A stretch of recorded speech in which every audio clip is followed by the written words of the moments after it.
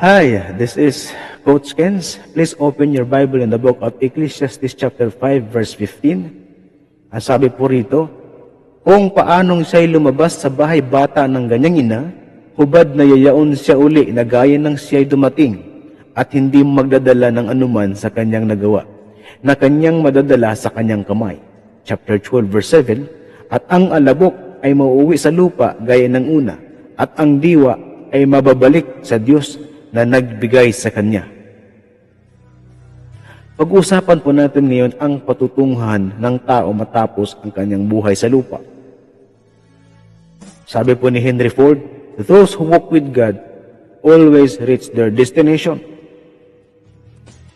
Kung sino man ang sumusunod sa layunin ng Diyos ay nasa tamang direction. At at the same time, nasa tamang destination. Meron lamang tayong dalawang pagpipilian sa pagharap ng patutunguhan. It's either option 1 or option 2. Hell or heaven.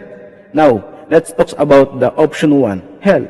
At pag-usapan natin ang mga gagawin upang makapunta sa impyerno. Paano po ba makapunta sa impyerno? At sino yung gustong pumunta ng impyerno? At siyempre, kung pupunta kayo sa isang lugar, alamin nyo muna kung ano ang background ng inyong pupuntahan. Ano ho ba yung background ng impyerno? Ang impyerno po ay punong-puno ng kapighatian, kasamaan, kahirapan, habang buhay na paghihirap. Minimithi mong mamamatay pero hindi ka na mamamatay. Habang buhay kang ulit-ulit na papatayin pero hindi ka mamamatay. Bakit? Dahil yan po ang habang buhay na kahirapan. Ang impyerno ay walang electric fan, walang yelo na umuulan, at wala ring bumbero na sayo sa saklulo, sa kapighatian. Ganun po kahirap ang impyerno. Ang impyerno ay walang higaan na komportable kang matulog. Hindi ka dito makakatulog. Bakit? Sobrang sakit, mangangalit ang iyong ngipin sa init ng apoy. Yung kahirapan na naranasan natin ngayon sa mundong ito, wala ito, wala sa kalingkingan. Pero pagdating sa impyerno, doon po ang lahat at ang buong kahirapan ay mararanasan. Dito lamang po sa atin kapag nagluluto tayo ng mga may mantika, matalsikan sa ang ating balat, matalsikan ng mantika, masakit na po yun, di ba? Maghahanap tayo ng panggamot, agad-agad natin lagyan ng ointment, kung ano-anong gamot, di ba? Pero dito sa impyerno, hindi na po tayo makakahanap ng ganun. Sapagkat doon, mayroong uod na hindi na mamatay-matay na kumakain ng ating laman, ng ating katawan. Ganun po kahirap ang meron sa impyerno.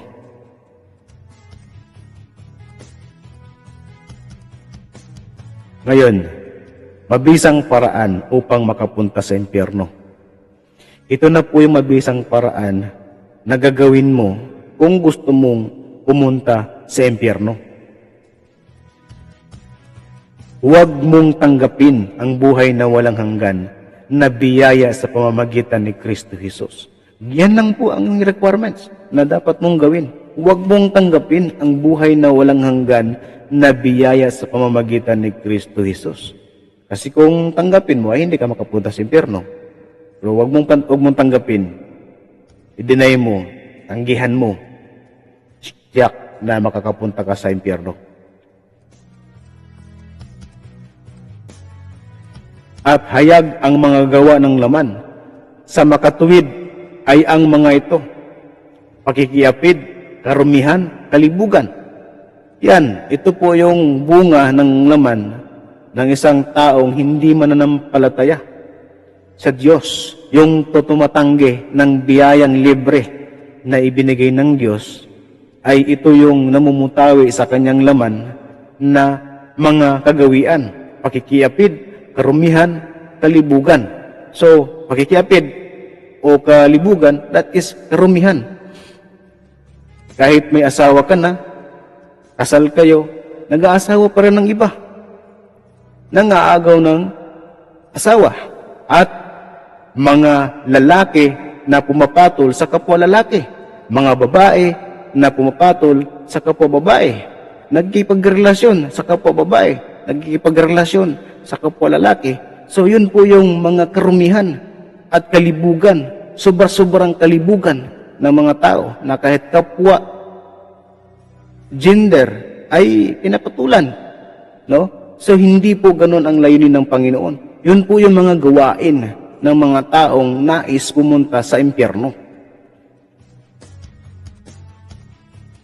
Pagsamba sa Diyos-Diyusan, pangkukulam, mga pagtatanim, mga pagtatalo, mga panibugho, mga pagkakaalitan, mga pagkakampi-kampi, mga pagkakabahabahagi, mga kidwaang panampalataya. So, nagsasamba sa Diyos-Diyusan. Lahat ng mga bagay na nakikita na gustong-gusto dito sa mundo ay nais siyang magkaroon at sinasamba at ginagawang Diyos. Pera, anything na maganda sa ating paningin, babae, pag nakakita ng sexy, wow! No? Ginawang kahit lumagpas na, lumilingon pa rin. So, ginagawang Diyos yung mga ganyang mga na nakikita sa mata. So, yun yung mga katangian na example na gawain ng mga tao na gustong pumunta sa impyerno. At pagtatanim ng galit, pagtatalo, kahit saan pumunta, magkakaroon ng kaalitan, nagkakaroon ng paglalaban, itong mga basaguliro, no? At paninibugho, wala namang ginagawang mali ang kanyang partner, ang kanyang asawa, ay naninibugho, no? Lahat ng mga bagay na hindi naman o kahinahinala ay laging maghihinala, no? Ang mga example na ito ay mga example na gustong pumunta sa impyerno. Pagkakampi-kampi at mga hidwaang mga panampalataya. No, so kahit mali na panampalataya ay talagang pinaglalaban ang maling pananampalataya at pinagyayabang. Okay?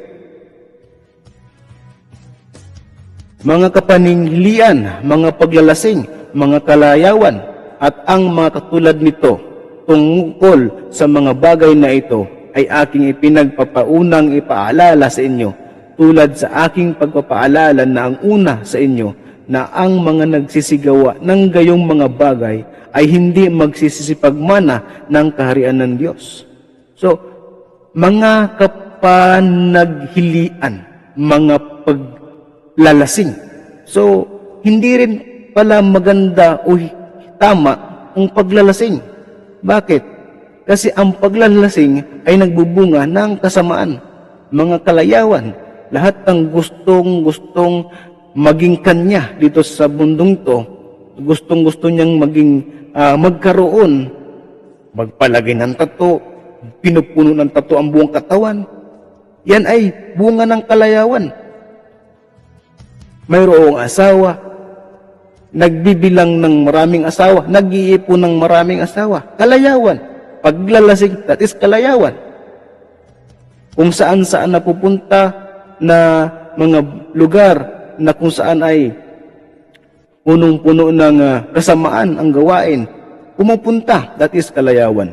Lahat ng mga pagsusugal, lahat ng mga naisin ng laman ay kalayawan.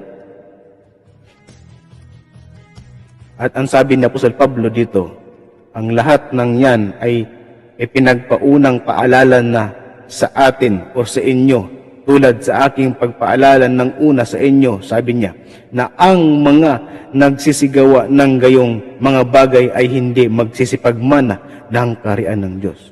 So, ibig sabihin, kung hindi ka magkakaroon ng mana ng kaharian ng Diyos, dahil sa gawain yon ay ang mamanahin mo ay hindi kaharian ng Diyos, kundi ang impyerno.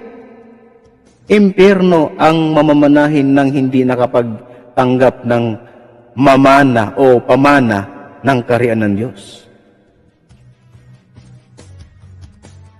What happens to soul when they reject Jesus Christ as Lord God Almighty?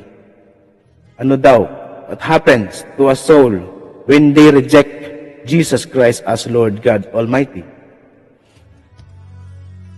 Sabi po sa Revelation chapter 20 verse 15, "And whosoever was not found written in the book of the life was cast into the lake of fire." So, ibig sabihin po, kung hindi ka nagmamana ng kaharian ng Diyos, ay wala ka rin sa book of life. Sapagkat ang lahat ng may minamana sa kaharian ng Diyos ay nakasulat sa book of life ang kanilang mga pangalan. So kung hindi po pala nababasa sa book of life ang iyong pangalan, ay maitatapong ka sa dagat-dagatang apoy. So yun naman ang layunin nyo, di ba? Yun ang layunin ng mga tao na matigas ang ulo na hindi sumusunod sa layunin ng Diyos, ay ang pumunta sa dagat-dagatang apoy. Ayan po yung kalagayan ng isang tao na ang pinili ay dagat-dagatang apoy. So kung ayaw nyo po nung option 1, mayroon pang the best na option